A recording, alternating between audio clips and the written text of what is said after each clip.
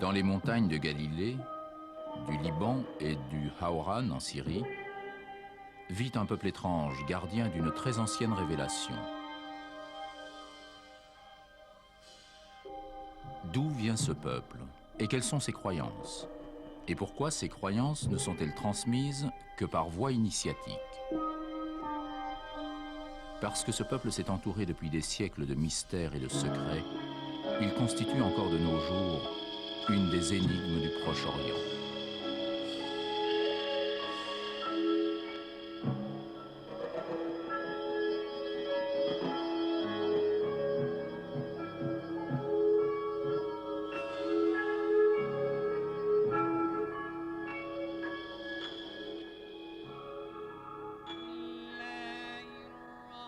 Les Druzes apparaissent au Caire 400 ans environ après l'avènement de l'islam, dans la foulée des courants mystiques et sociaux engendrés par le chiisme. Là, dans le rayonnement de l'université d'El-Azhar, dans une cité où juifs et chrétiens étaient en nombre égal aux musulmans, un calife, Al-Hakim, inaugure une ère nouvelle. Pressentant les guerres de religion un siècle avant les croisades, il rêve de fondre toutes les croyances en une seule religion universelle. Sa doctrine, fondée sur la confession de l'unité en Dieu, imagine une divinité totalement abstraite, dépourvue des attributs que les êtres créés lui ont généralement accordés. Aussi, Al-Hakim s'est-il efforcé durant sa vie de supprimer les rites et les cultes jusqu'au sanctuaire même des trois religions monothéistes.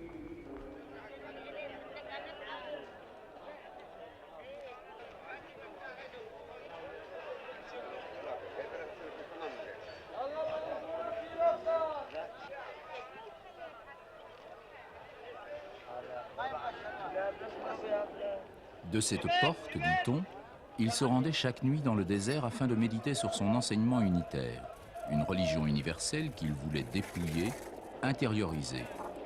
Un matin, il disparut mystérieusement et Hamza, un disciple d'origine persane, poursuivit l'œuvre du calife absent.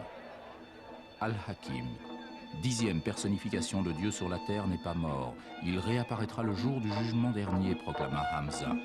Et du Caire, des missionnaires partirent annoncer aux quatre coins de l'islam et jusqu'en Inde la naissance d'une ère nouvelle. Parmi eux, un certain Daradzi qui devait laisser son nom au druzisme.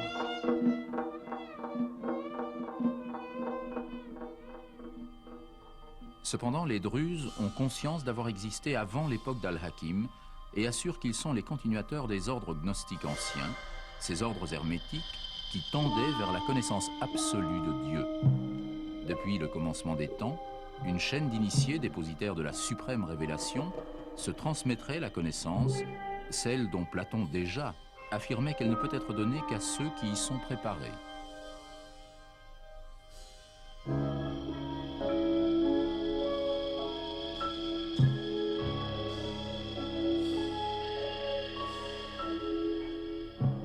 Le grand sage de l'ancienne Égypte, Imhotep, initiateur de son pharaon et créateur de la première pyramide à Saqqarat il y a 5000 ans, serait un des initiés dont se réclament les Druzes, tout comme Hermès Trismégiste, Melchisédek, Pythagore, Platon et Aristote. C'est au pied de l'Hermon, dans une région sauvage du Liban, que le druzisme prend racine parmi des tribus originaires d'Arabie et du Yémen. Dès les premiers temps, les persécutions qui poursuivent la secte incitent les prosélytes à la pratique de la taqiyya, qui recommandait de se conformer à la religion du plus fort tout en conservant la foi dans son cœur. Ce principe de conduite a été suivi par les Druzes avec succès tout au long de leurs 8 siècles d'histoire, histoire intimement liée à la montagne libanaise, à l'abri de laquelle les clans et les tribus ont renforcé leur particularisme sous l'autorité des émirs.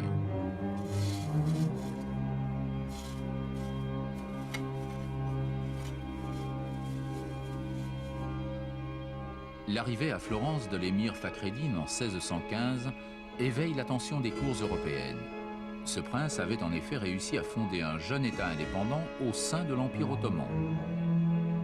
Prince des Druzes en Phénicie et au Mont Liban, pouvait signer le maître de la montagne.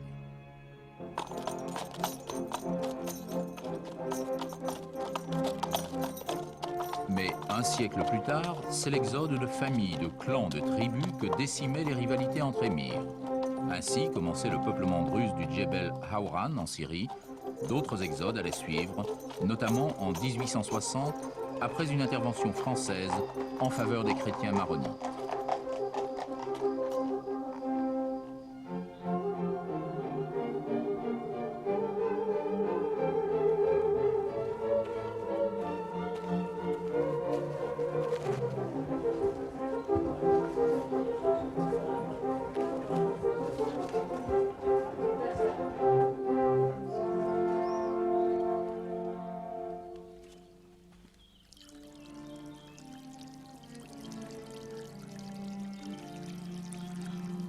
L'épopée des émirs libanais se termine dans le raffinement d'un petit Versailles que le puissant Béchir II se fait construire à Beit Eddin, fleuron d'une architecture typiquement druze. Lamartine, dans son voyage en Orient, en a chanté les fastes et les charmes.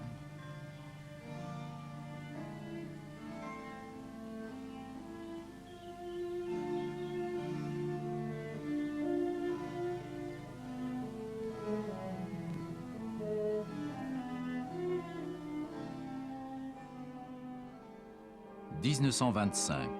À l'époque du mandat français sur la Syrie, un seigneur du Djebel rejette la tutelle de la France et l'offre d'un État druze indépendant. Pendant 2 ans, ses cavaliers tiendront l'armée française en échec. Un jour, avec ses compagnons, il charge une colonne blindée ennemie et l'anéantit. Ces exploits sont encore souvent chantés dans les madafas du Djebel, ces maisons d'hospitalité où le voyageur peut trouver gîte et pitance aussi longtemps que cela lui convient.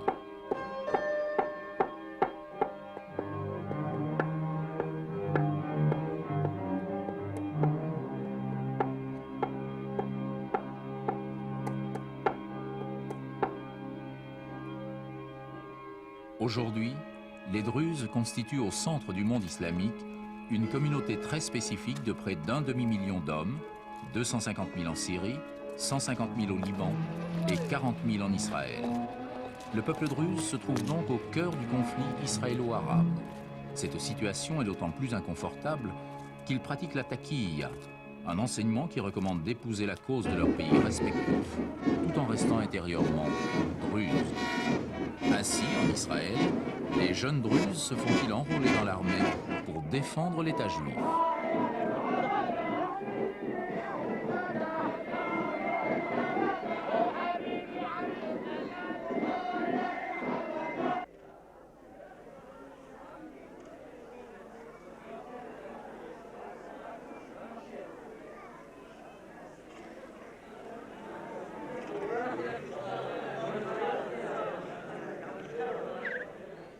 Aux funérailles d'un combattant druze, un ministre israélien se trouve côte à côte avec le chef de la communauté pour rendre hommage aux disparus.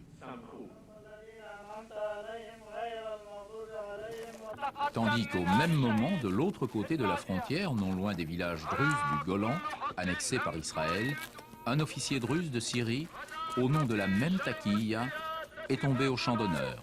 En présence des plus hautes autorités du pays, les chefs religieux du Djebel l'honorent comme un héros de la cause arabe. Enfin, au Liban, Kamal Jumblat, chef de la communauté druze libanaise et homme politique de grand prestige, a choisi le camp des Palestiniens contre Israël et plus tard contre la Syrie.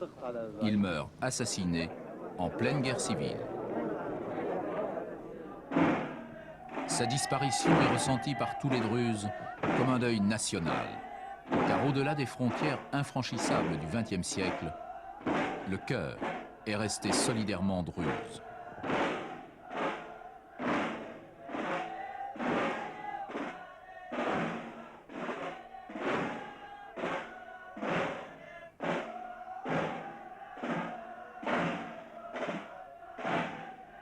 Ce jour-là, en Israël, il n'était plus question de brandir le drapeau israélien. Seules flottaient les couleurs druzes. Le vert pour la raison universelle, le rouge pour l'âme universelle, le jaune pour le verbe, le bleu pour le cosmos et le blanc pour l'univers corporel.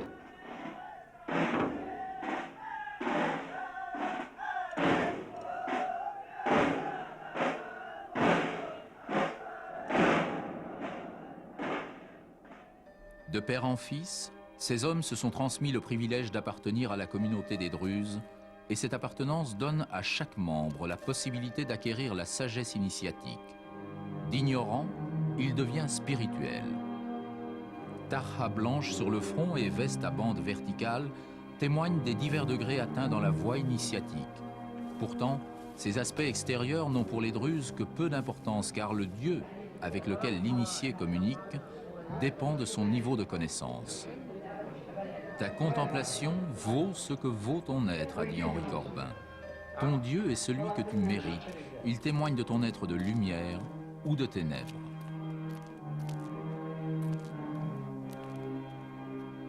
L'initiation est aussi accessible aux femmes, car les Druzes considèrent leurs compagnes avec beaucoup d'égards. Elles ne sont pas des êtres inférieurs ou impurs comme le professent d'autres religions. Non. La femme druze peut se réaliser dans la même voie que l'homme.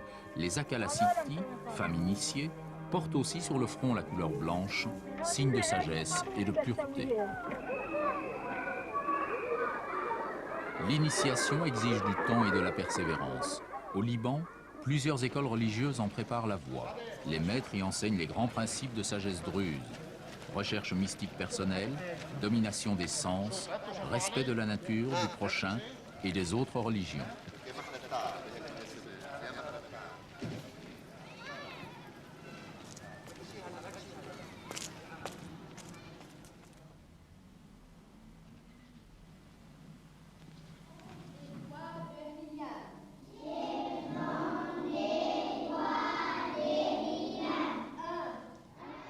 Et lorsque, vers sa 40e année, le Druze atteindra la sagesse, alors s'ouvriront pour lui, devenu spirituel, les portes des Khalwa, maisons de méditation souvent retirées dans la montagne.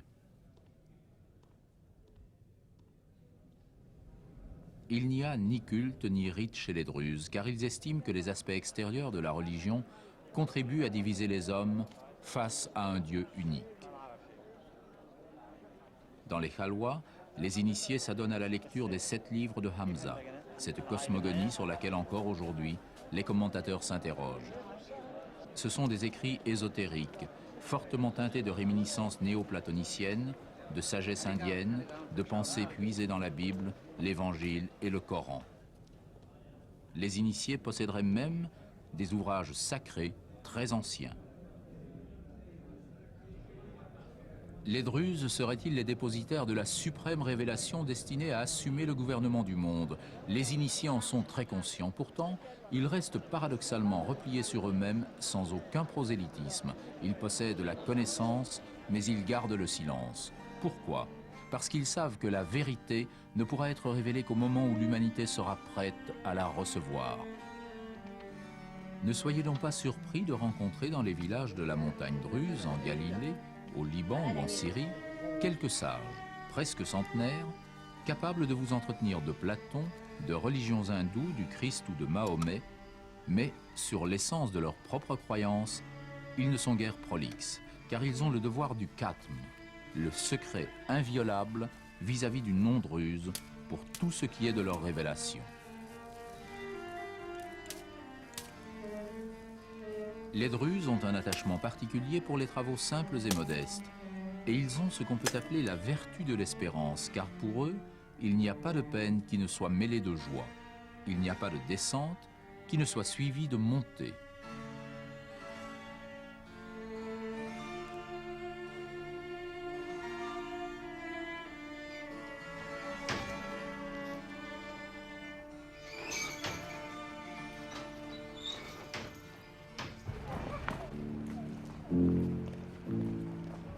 Un Druze ne dit jamais qu'il meurt, il dit qu'il transmigre. C'est l'étape la plus importante de sa vie, le passage de l'âme dans un nouveau corps.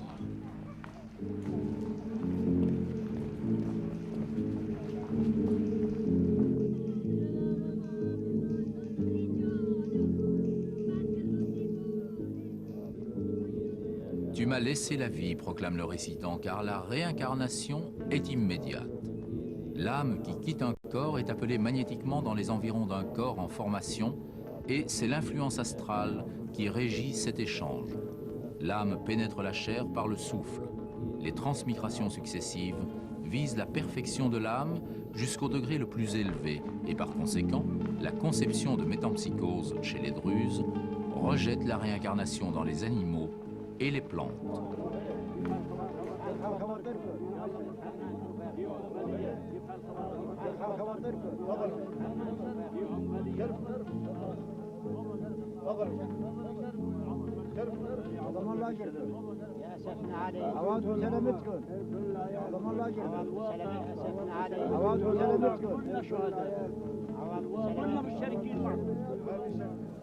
Les non-initiés sont laissés dans une ignorance relative de la révélation.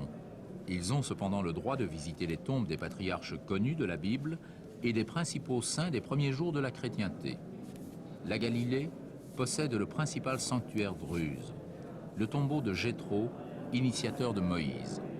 Jéthro aurait laissé dans la roche l'empreinte géante de son pied et cet endroit est particulièrement vénéré par les fidèles. Quant aux Druzes de Syrie, ils ont coutume de se rassembler sur la tombe d'Abel, le fils d'Adam, à quelques kilomètres de Damas. Les Druzes possèdent leurs propres tribunaux qui traitent des affaires communautaires, c'est-à-dire le mariage, le divorce, les successions et les biens appartenant à la communauté. C'est Hamza lui-même qui en a rédigé les lois, toujours en usage. Quand un unitaire a pris en mariage une des sœurs unitaires, qu'il la tienne en tout point égale à lui, a-t-il été prescrit. Ce code offre à la femme un statut très libéral. Il interdit la polygamie et la répudiation. Par contre, le divorce est relativement facile. Le mariage avec un non-druze est sanctionné par un rejet du sein de la communauté.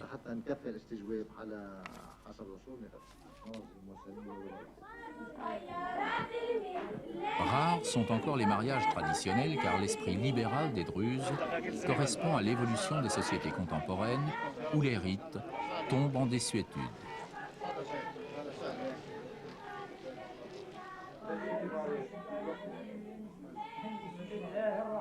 Le témoin de la mariée, les yeux élargis par le col, présente à l'Assemblée des sages les deux symboles du libre consentement de la jeune fille, l'anneau et le voile.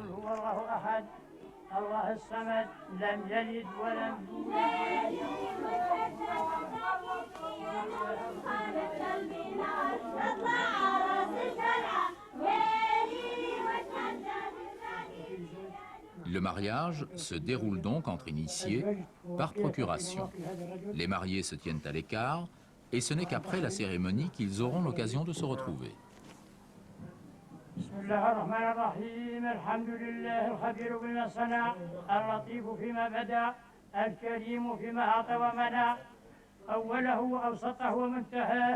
وهذا العقد المبارك يكون إن شاء الله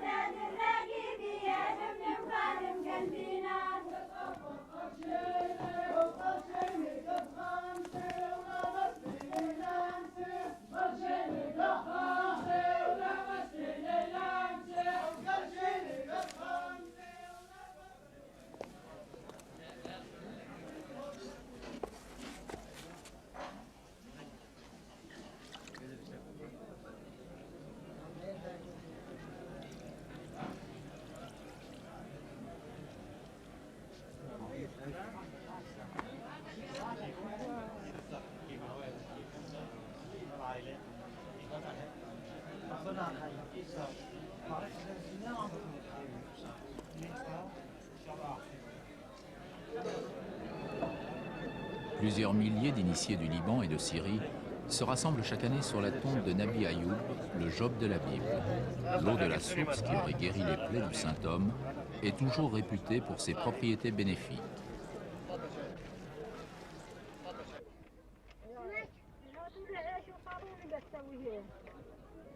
Après une dernière dévotion, les initiés gagnent le Khalwa, où ils peuvent méditer sur leur révélation qui ne repose pas sur la foi comme dans le christianisme, ou sur la soumission comme dans l'islam.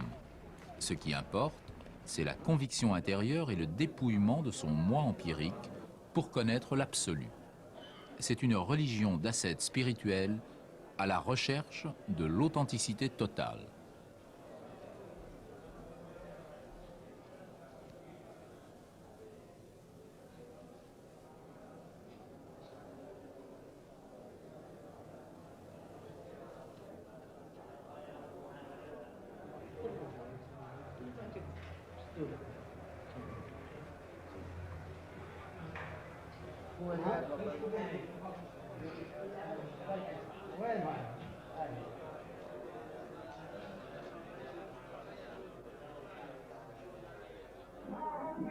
Autre pèlerinage, le tombeau du Nabi Chouaib, c'est-à-dire Jéthro, près du lac de Tibériade. Les quelques 40 000 Druzes d'Israël, isolés depuis un quart de siècle de leurs coreligionnaires de Syrie et du Liban, ont pris l'habitude de se retrouver là chaque printemps.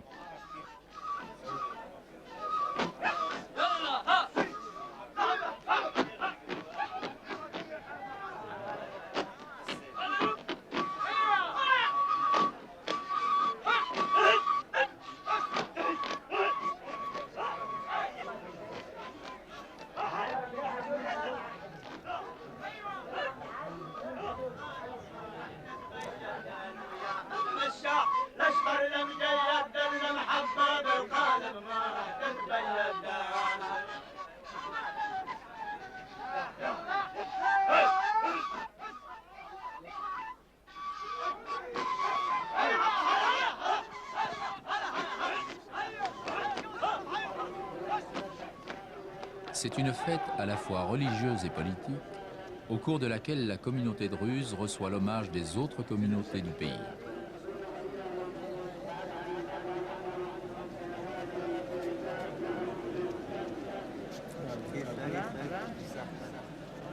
Le triple baiser, que s'échangent les initiés, symbolise l'humilité du supérieur envers l'inférieur.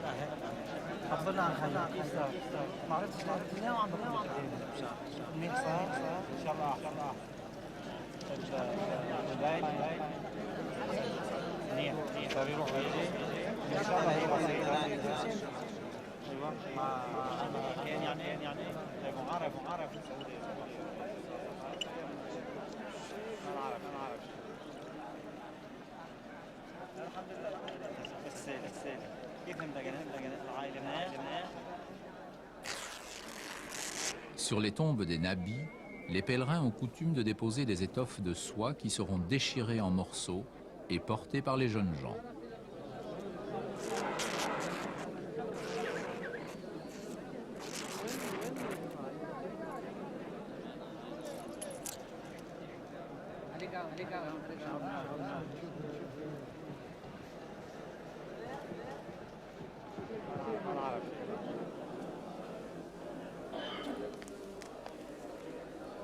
Dans la théologie druze, Jéthro apparaît comme un personnage important. Pour dicter aux hommes sa volonté, Dieu créa la plus haute raison, auquel il transmit une part de son essence. Jéthro est, avec Pythagore et Hamza, une des 7 incarnations de la plus haute raison, chargée de paraître sur la terre pour définir les vérités, chaque fois que l'humanité a eu besoin d'être maintenue dans le sens de son vrai destin. Aujourd'hui, les Druzes attendent une nouvelle incarnation de la plus haute raison. Elle se manifestera par l'apparition d'un grand sage qui aura la mission de réunir les différentes religions. Les prédictions situent sa venue avant la fin du siècle, à un moment où toutes les planètes connues des anciens se trouveront réunies dans un certain signe zodiacal.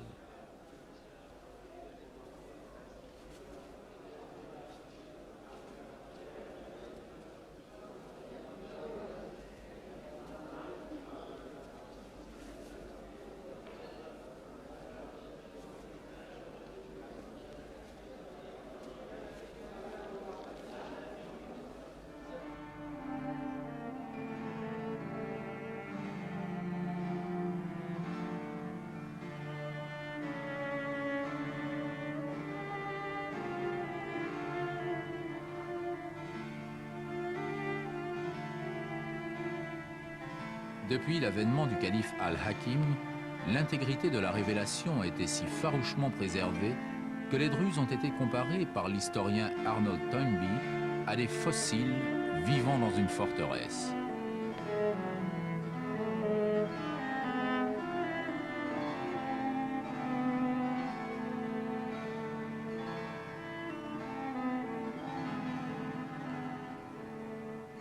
Et pourtant, derrière le double rempart, ordre secret et montagne inviolable, les Druzes ont toujours été les adeptes de l'unité, car pour eux, les cloisons qui séparent arbitrairement les croyances n'atteignent pas le ciel.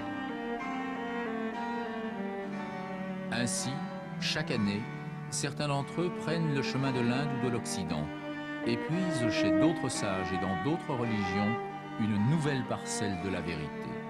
Car dans l'Himalaya, au mont Liban, dans les montagnes d'Écosse et dans les Andes, l'initiation n'est qu'une. C'est la grande chaîne initiatique qui peut être aussi la véritable fraternité universelle.